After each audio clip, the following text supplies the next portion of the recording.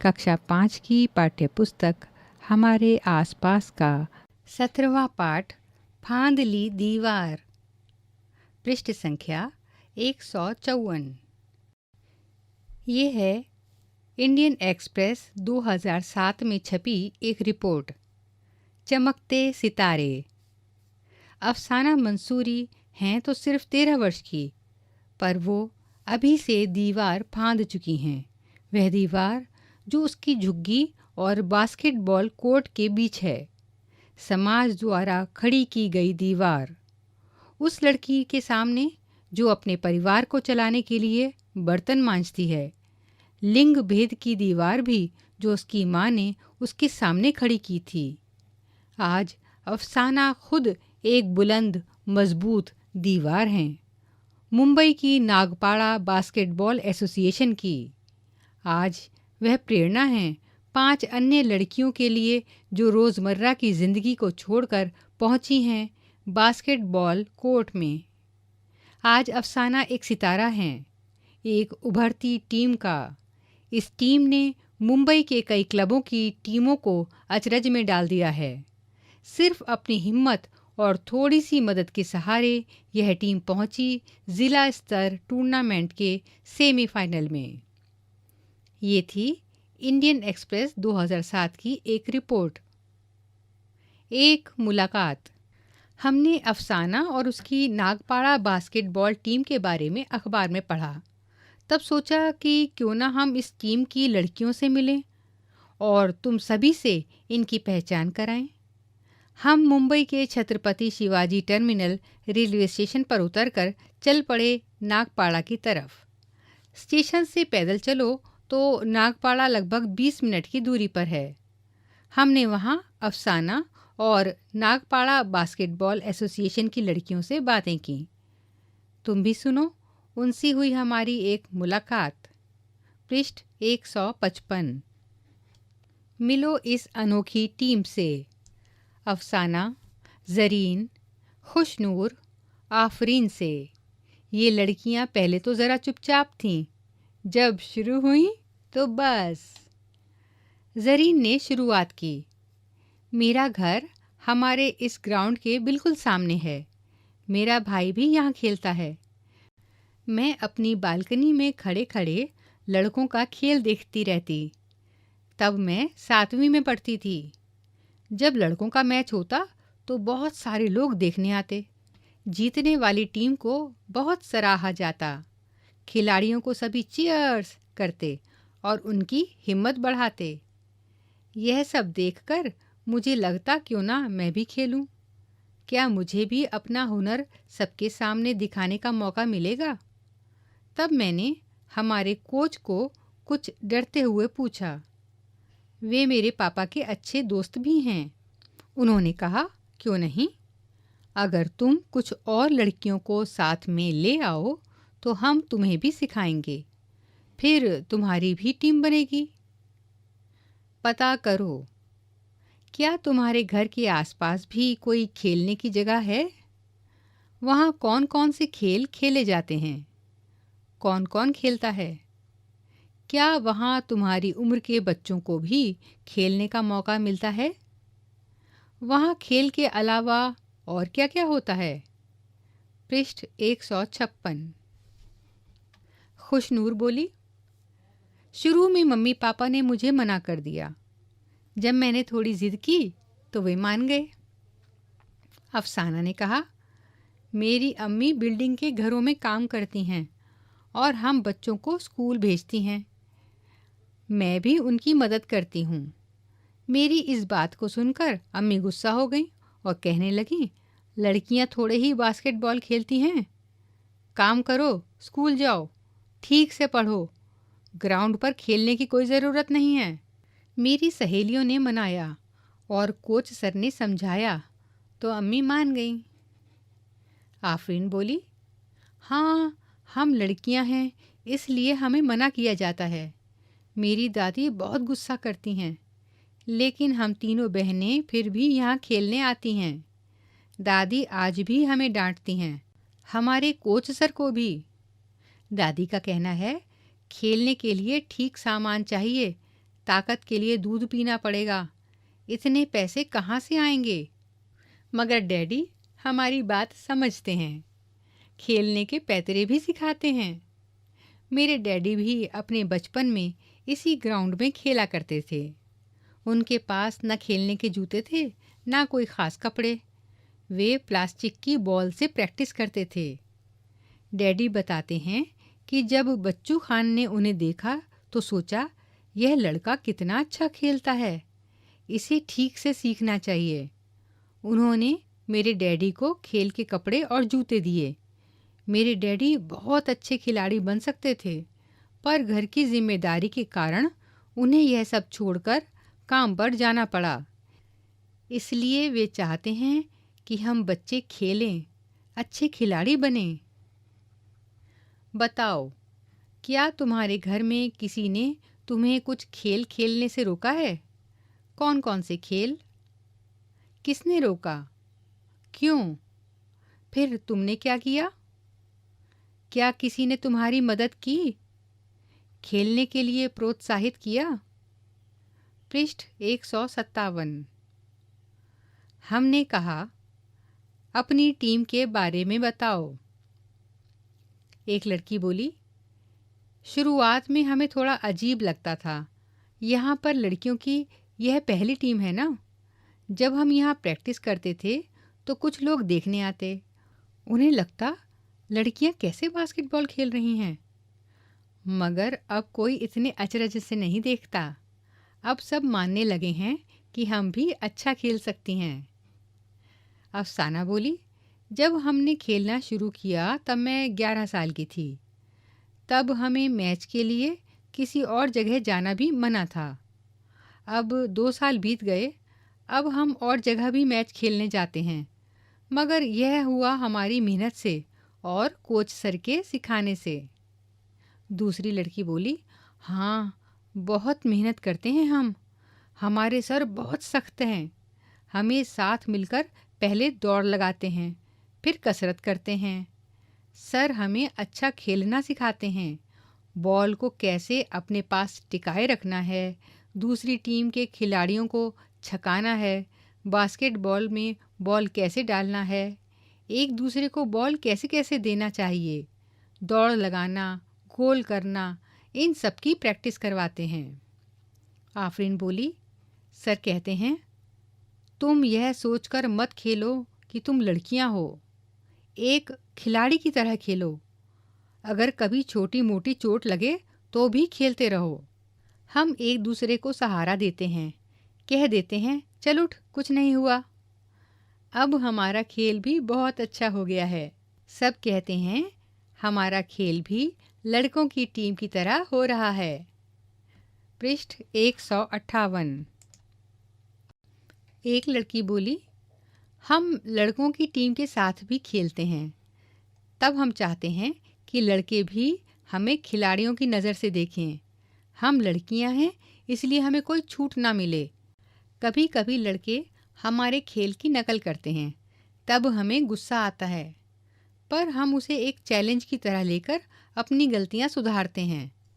अगर लड़के चीटिंग करते हैं तो हम उन्हें डांट भी देते हैं। चर्चा करो, क्या तुम्हारे इलाके या स्कूल में लड़के और लड़कियां अलग अलग तरह के खेल खेलते हैं?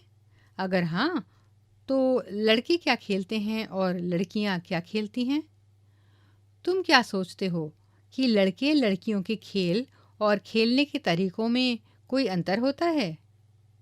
तुम्हें क्या लगता है, लड़के लड़कियों के खेलों में अंतर करना चाहिए या नहीं? हमने कहा, अपनी टीम के बारे में बताओ। एक लड़की बोली, हमारी टीम बहुत ख़ास है। हमारी टीम में एकता है। झगड़ा हो जाए तो जल्दी ही सुलझा लेते हैं, जल्दी ही भूल भी जाते हैं। साथ में मिलकर रहना हमने यहाँ सीखा। हमारी टीम में से कुछ लड़कियों को मुंबई शहर की तरफ से खेलने का मौका मिला। यह मैच शोलापुर में हुआ था। जरीन बोली, जब हम मैच खेलने शोलापुर गए तो उस टीम की बाकी लड़कियां अलग अलग जगहों से आई थीं। वे हमसे ठीक से बात भी नहीं करती थीं, हमसे जूनियर की तरह बर्ताव करती थीं, हमें बराबर खेलने का मौका भी नहीं देती थीं। हमें बहुत बुरा लगता था। उस टीम में आपसी सहयोग बिल्कुल भी नहीं था। पृष्ठ 159। मैच के दौरान जब मैंने बॉल को टीम की एक लड़की की तरफ फेंका तो वह ठीक से पकड़ नहीं पाई। फिर मुझे ही डांटने लगी कि मेरी ही गलती है। ऐसी ही गलतफहमी में हम वह मैच हार गए। मगर हमारी अपनी टीम में ऐसा नहीं होता है। हम एक दूसरे की गलती संभाल लेते हैं। अगर खेल में दूसरे की गलती के कारण गोल ना बना पाएं तो भी हम चिढ़ते नहीं हैं। सोचते हैं कोई बात नहीं, अगली बार ज़रूर अच्छा करेंगे। एक दूसरे को संभाल लेना ही असली टीम है, क्योंकि हम एक टीम के खिलाड़ी हैं। आफरीन बोली, शोलापुर में खेलने के बाद हमें अपनी टीम की खासियत समझ में आई। हमें पता चला कि हमारा आपसी सहयोग कितना अच्छा है। हम एक दूसरे को समझ लेते हैं, संभाल भी लेते हैं। हर एक खिलाड़ी कितना भी अच्छा हो, अगर टीम ठीक से साथ मिलकर ना खेले तो हम हार भी सकते हैं। टीम के लिए हर खिलाड़ी की ताकत और कमज़ोरी को समझना ज़रूरी है। लिखो, क्या तुमने या तुम्हारे किसी दोस्त ने कभी अपने स्कूल, क्लास या मोहल्ले की टीम में खेला है? किसके साथ? कौन सा खेल? टीम के लिए खेलना या अपने लिए खेलने में क्या अंतर है? तुम्हें क्या अच्छा लगता है? क्यों?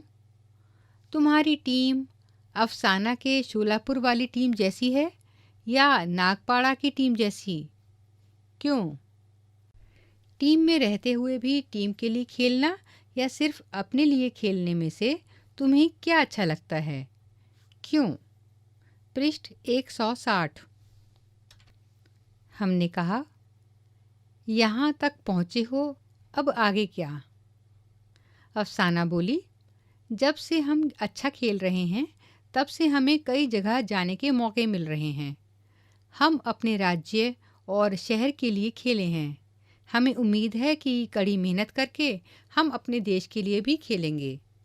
हाँ, फिर क्रिकेट खिलाड़ियों की तरह हमें भी सब जानेंगे। हम सब चाहते हैं कि हम अच्छा खेलें, अपने इलाके और आगे चलकर अपने देश का नाम आगे बढ़ाएं। भारत की लड़कियां गोल्ड मेडल जीतें, यह करके दिखाएं। चर्चा करो। अपने स्कूल या इलाके की तरफ से तुमने किसी खेल या प्रतियोगिता में कभी हिस्सा लिया है? तब तुम्हें कैसा लगा? क्या तुम खेलने के लिए दूसरी जगह गए थे? कैसी थी वह जगह? तुम्हें दूसरी जगह जाना कैसा लगा? क्या तुमने भारत और दूसरे देशों के बीच कोई मैच देखे हैं? कौन से? पृष्ठ 161। हम भारत के क्रिकेट खिलाड़ियों के बारे में जानते हैं, उन्हें चाहते हैं। ऐसा क्यों होता है? क्या किसी और खेल के भारतीय खिलाड़ियों को भी ऐसे ही सब जानते हैं और चाहते हैं? हाँ या नहीं? तुम्हें इसके बारे में क्या लगता है? जैसे भारत के फुटबॉल या कबड्डी टीम के खिलाड़ियों को तुम पहचानते हो? हमने पूछा, क्या कुछ और परेशानियां आईं? खुशनूर बोली, सच में देखो तो आज जो हम हैं वह हमें आसानी से नहीं मिला। हम लड़कियों को बहुत मेहनत करनी पड़ी, घर वालों को समझाना पड़ा, कभी झगड़ा भी करना पड़ा। यह सब इसलिए क्योंकि आज भी लड़कियों को कम खेलने देते हैं। पहले समय में खेल कूद तो बहुत दूर की बात, कुछ लोग तो लड़कियों को पढ़ाते तक भी नहीं थे। मेरी माँ चाहती थी कि वे भी कुछ खास कर सकें, पर उन्हें कोई मौका नहीं मिला।